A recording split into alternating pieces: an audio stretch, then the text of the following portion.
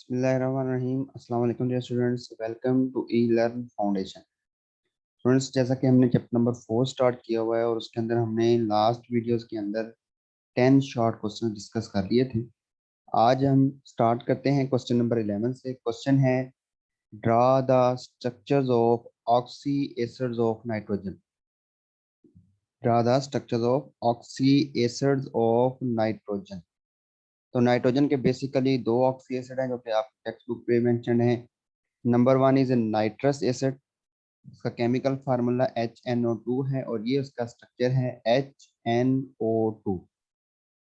और second number पे जो नाइट्रस एसिड के बाद सेकंड नंबर पे जो ऑक्सी एसिड है नाइट्रोजन का, वो है nitric acid HNO3। Nitric acid, ये इसका केमिकल फार्मूला और ये इसका केमिकल स्ट्रक्चर। तो नेम, केमिकल फार्मूला और केमिकल स्ट्रक्चर, ये तीन चीजें आपने हर स्ट्रक्चर के अंदर लिखनी होती है। Oxy acid of nitrogen HNO2 और HNO3। क्वेश्चन नंबर 12 है, how nitrous acid is prepared.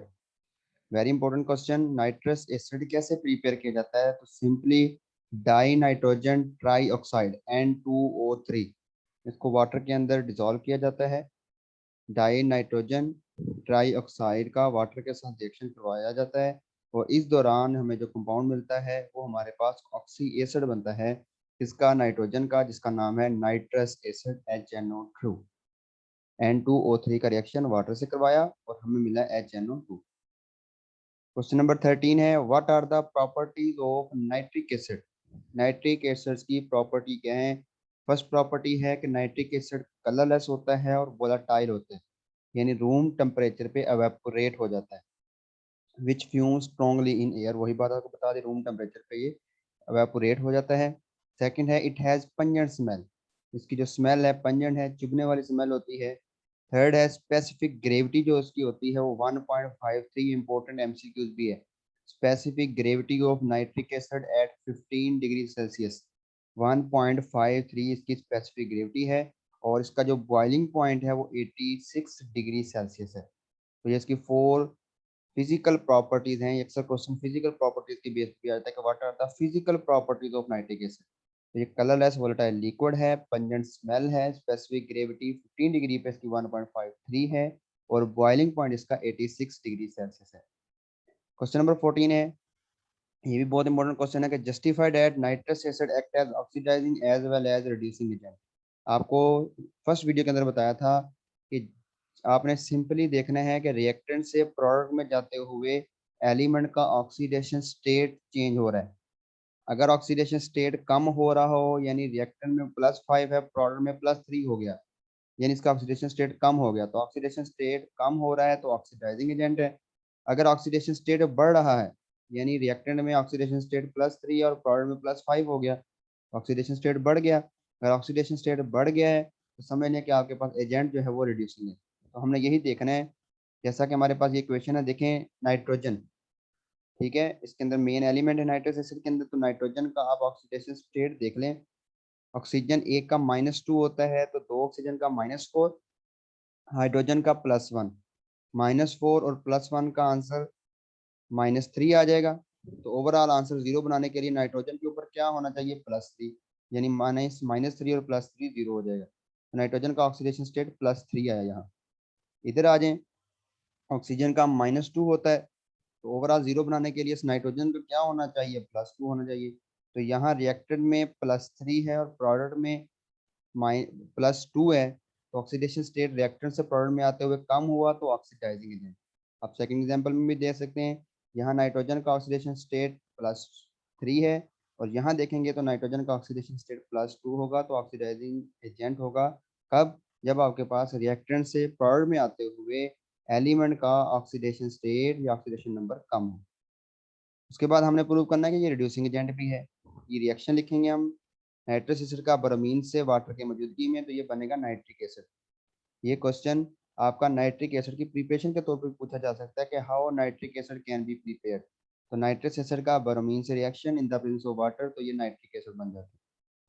अब रिड्यूसिंग एजेंट का कैसे पता लगेगा? आप सिंपली नाइट्रोजन का, यहाँ ऊपर भी हमने काउंट किया था तो नाइट्रोजन का था +3, दोबारा कैलकुलेट भी कर सकते हैं। एक ऑक्सीजन का -2 होता है, तो 2 ऑक्सीजन है तो -4 हो जाएगा। हाइड्रोजन का +1 है, चूंकि ये फर्स्ट ग्रुप में है तो +1 होगा, तो -4 और +1 का आंसर -3 आ जाएगा। अब आपने नाइट्रोजन का ऐसा ऑक्सीडेशन स्टेट रखना है कि ओवरऑल आंसर 0 है, तो -3 था और +3 रखेंगे तो 0 आ जाएगा। अब इधर आ जाए, नाइट्रोजन का एक ऑक्सीजन का -2 है तो 3 ऑक्सीजन का -6 हो जाएगा, और हाइड्रोजन का +1 है, -6 और +1 -5 हो जाएगा। अब नाइट्रोजन का यहाँ हमें क्या रखना पड़ेगा कि आंसर 0 आए, +5। तो नाइट्रोजन का यहाँ ऑक्सीडेशन स्टेट +5 है और यहाँ +3 है, तो देखें रिएक्टेंट से प्रोडक्ट में आते हुए ऑक्सीडेशन स्टेट बढ़ गया है।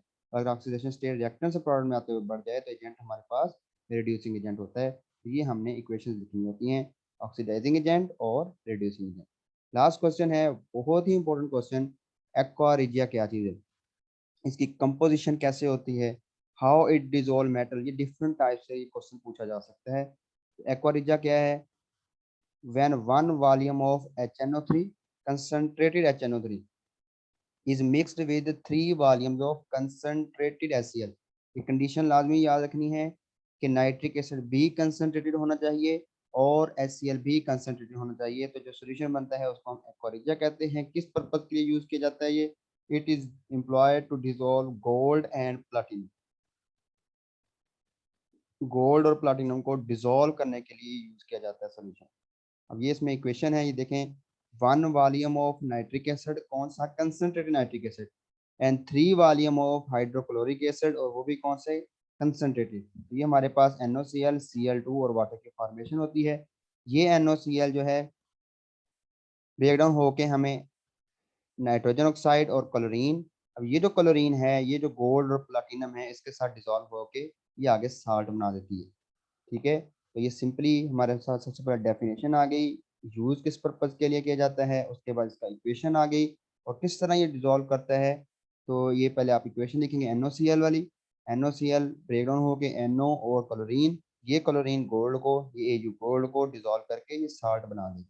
ठीक है, अब आगे साल्ट को वाटर के अंदर या किसी भी एलिमेंट के अंदर डिजोल्व करना हमारे लिए आसान हो जाता है। तो ये थे आज के हमारे 5 क्वेश्चन। इंशाल्लाह नेक्स्ट वीडियो के अंदर हम नेक्स्ट क्वेश्चन को डिस्कस करेंगे। Wish you best of luck students, Allah Hafiz.